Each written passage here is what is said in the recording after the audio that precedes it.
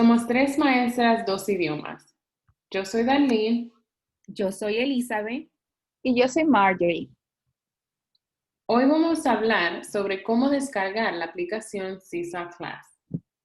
Para descargar la aplicación Seesaw Class, necesitará encontrar el App Store de su celular o tableta, Apple Store, Google Play Store o Chrome Store.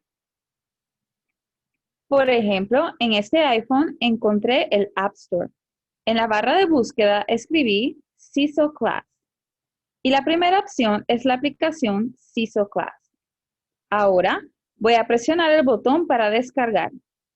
Esto puede pedir su contraseña, que es la misma contraseña que usted utiliza para descargar cualquier otra aplicación. Use el código QR de la invitación para estudiantes que su maestro le envió.